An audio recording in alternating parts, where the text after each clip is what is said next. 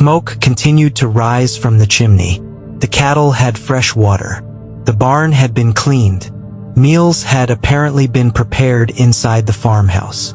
To every neighbor passing by, it looked like life at Hinterkaifeck was continuing as normal. But behind those walls, 6 bodies were already beginning to decompose, and whoever had murdered the entire family had apparently decided not to leave. More than a century later, investigators still can't answer the question that has haunted this case since 1922. Who stayed on that isolated farm after the killings, and why? The case has become one of history's most disturbing unsolved crimes, not simply because an entire family was murdered, but because almost every detail surrounding the investigation seems to make less sense the longer you examine it. Unlike many famous cold cases, this one doesn't rely on urban legends or exaggerated rumors to be terrifying. The verified facts alone are enough. An isolated farmhouse. A family that began noticing signs that someone else might already be living on their property. Footsteps where no one should have been walking. Missing keys. Strange noises above the ceiling at night.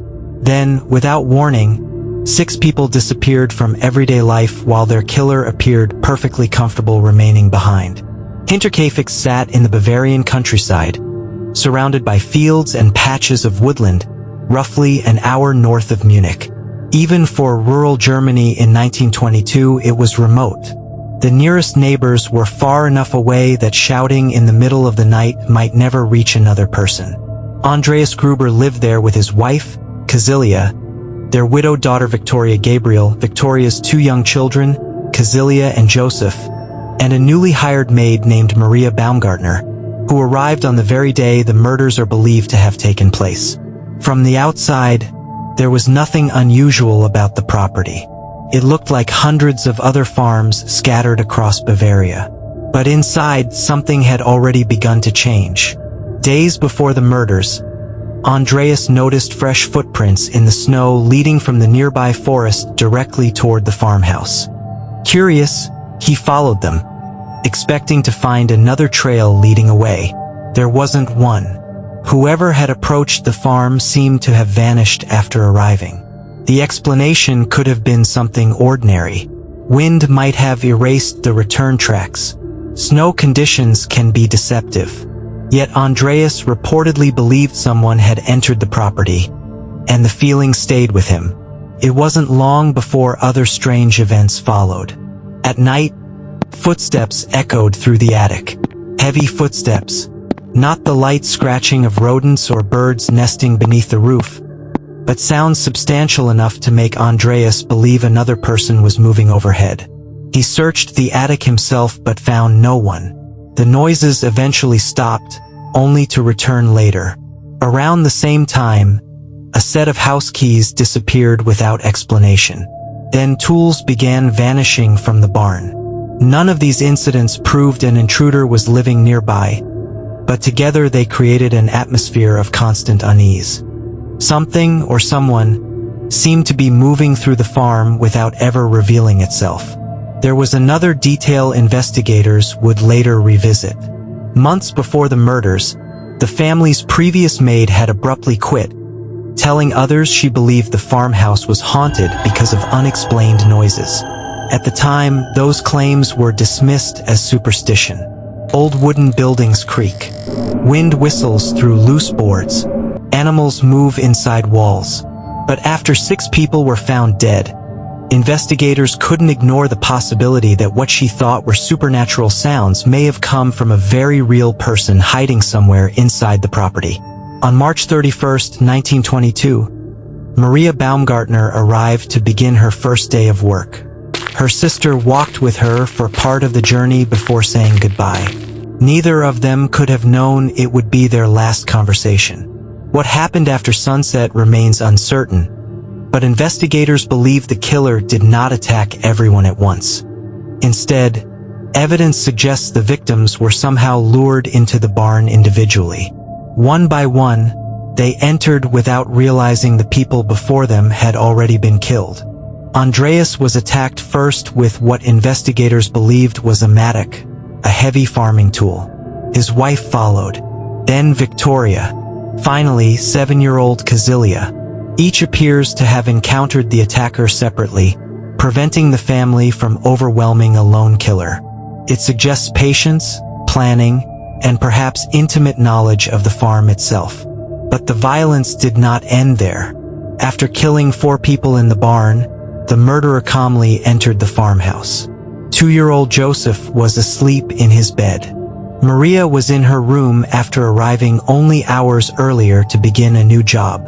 Neither had any opportunity to escape. Both were killed where they lay, bringing the total number of victims to 6. By sunrise, every member of the household was dead. Yet the farm itself continued to function, as though nothing had happened. Several days passed before anyone became alarmed. That fact seems almost impossible today, but life in rural Bavaria was different in 1922. Families often kept to themselves, and it wasn't unusual for neighbors to go days without speaking. At first, there were only small things that seemed out of place. Young Kazilia never showed up for school. The Gruber family missed church. Mail began piling up. None of those signs alone suggested a tragedy. People assumed the family was busy or dealing with private matters.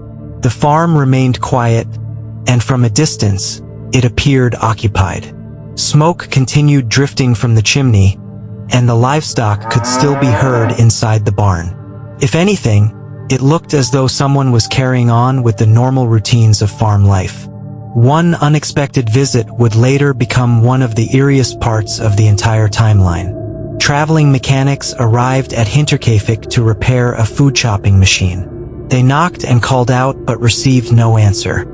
The silence felt strange, yet they weren't greeted with obvious signs of violence either. Assuming the family was somewhere on the property, they completed the repair and eventually left. It wasn't until news of the murder spread that they realized they had unknowingly worked only a short distance from 6 bodies. Even more unsettling was their recollection that they believed someone had been moving around the farm while they were there. They couldn't say who. They never actually saw a person, but they walked away convinced they hadn't been alone. Eventually, the silence became impossible to ignore. A group of neighbors decided to investigate. As they approached the farmhouse, nothing immediately suggested a crime scene. The gate was where it had always been. The buildings looked undisturbed. Animals shifted inside the barn exactly as they should have. Then one of the neighbors noticed something that didn't make sense. The livestock appeared healthy. Their feed had been replenished. Water troughs weren't empty. Whoever should have been caring for the animals was either still there, or someone else had taken over the job.